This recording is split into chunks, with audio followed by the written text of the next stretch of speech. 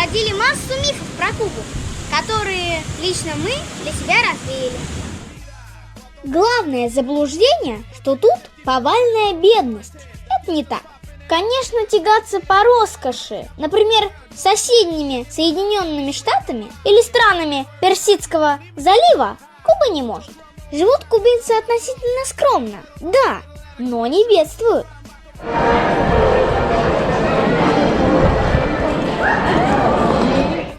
Старики на Кубе одеты хорошо, никаких затрапезных вещей. Молодежь выглядит стильно и модно. Изможденными кубинцев тоже не назовешь. И судя по упитанным фигурам, они точно не голодают. Вот так вот выглядят магазины на Кубе. Что тут продают-то хоть? Сумки вон там, подушки. Полки, конечно, не пестрят особым разнообразием. Дефицит ощущается. Витрины заставлены однотипным товаром. Горы одинаковой обуви, бечевки, пластиковые горшочки, трусы и зубные щетки. А вот другой магазин. Он больше, но выбор все равно невелик. Ряды одних и тех же средств. Зубная паста вот. А это уже уголок косметики и парфюмерии. Товары, видимо, дефицитные, поэтому есть небольшая очередь. Кстати, на Кубе действует карточная система. Раз в месяц правительство выдает каждому жителю, а их 11,5 миллионов, талоны на продукты. По ним в спецмагазинах по супер льготной цене можно купить товары первой необходимости. Крупу, муку, сахар, масло и так далее. Это ассортимент магазина. Талоны – это своего рода гарантия того, что даже если человек заболел, лишился работы или с ним еще что-то приключилось, он никогда не останется голодным. Кстати, даже в самом убогом магазинчике всегда найдется широкий ассортимент рома и ликера. Это на Кубе аксиома. Это очень крутой магазин парфюмерии. Здесь представлены все марки, которые у нас, причем, кстати, уже не продают. В коммерческих или валютных магазинах, где торгуют закупки, ассортимент заметно шире. Вот, например, продают обувь разных фасонов. В таких магазинах, как правило, можно даже платить кредитной картой. Че Гевара. Совы. Но тут есть свои тонкости. У вас затребуют паспорт и отведут к заведующей, которая под неусыпным контролем Фиделя заполнит кучу бланков. Затем распечатает на старом матричном принтере двухстраничный чек и попросит расписаться в квитанции. Параллельно ее будут отвлекать приятели, которые зашли просто поболтать о погоде. Sí, porque ya hoy tiene un lío complicado, me dijo. Sí, sí. ¿Qué te iba a decir? ¿Tú no sabes de detergente? Detergente, allá en La Palma hay. ¿Y hola? Muy buenas tardes. Buenas Feliz tardes, año. gracias igualmente. Еще на Кубе бесплатное образование и бесплатная медицина, которая, между прочим, считается одной из лучших в мире. Даже лекарства в аптеках по рецепту врача здесь выдают бесплатно, но только кубинцам. С иностранцев сдерут втридорога.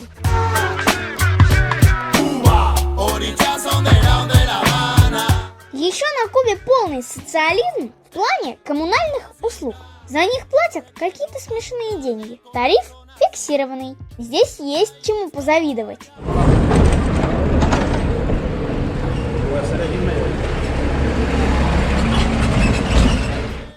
В предыдущей серии я рассказывала, как на самом деле живут кубинцы и сколько стоит жилье. А вот туристов гиды зачастую возят по бутафорским домам, которые ничего общего с реальностью не имеют. Отсюда и разговоры про нищету кубинцев. Вот одно из таких мест.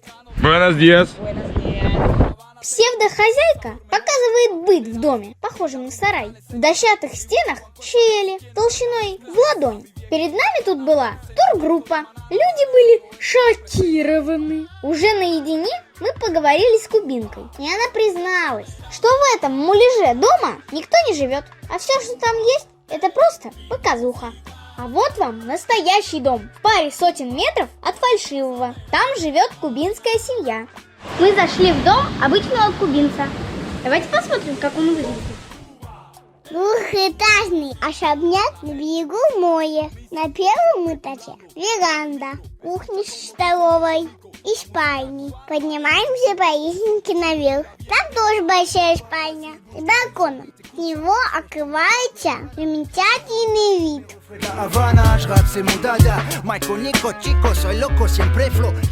Вокруг кубинского автотранспорта тоже много мифов.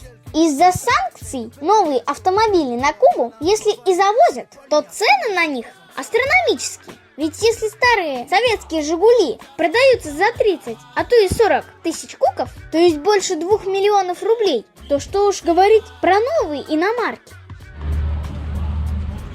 Супер. Глядя на старые авто, туристы охотно верят в миф о бедности. Хотя ремонтировать такие машины кубинцам и проще, и дешевле. Что касается ретро-автомобилей, то они сосредоточены в туристических зонах для антуража. Владельцы таких раритетов зарабатывают неплохие деньги, катая иностранцев.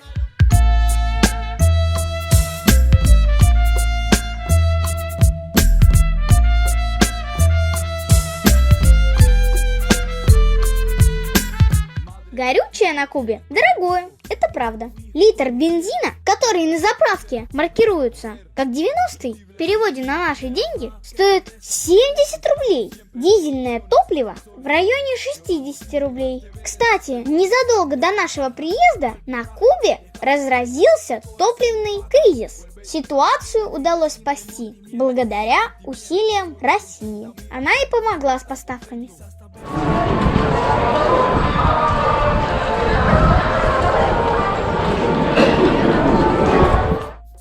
Такие блага цивилизации, как мобильная связь и интернет, на Кубе тоже есть. Они, правда, не из дешевых, но смартфоны мы видели у многих. Даже у самых, казалось бы, отсталых слоев населения.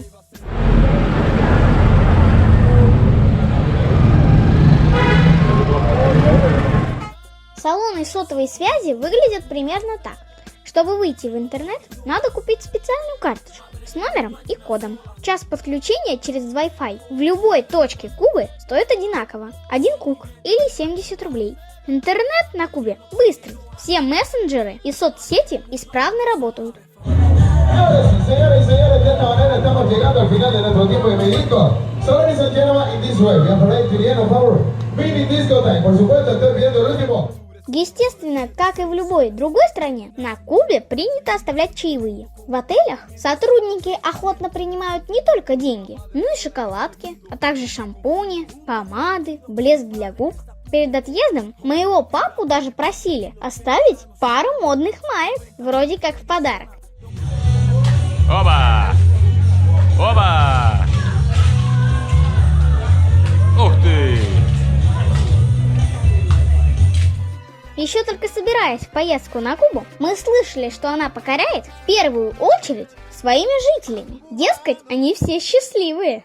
В целом, это правда. За день можно встретить столько счастливых лиц, сколько, например, в Москве, и за год, наверное, не увидишь. Cubanos, latinos, con un toque universal y un sabor bien especial.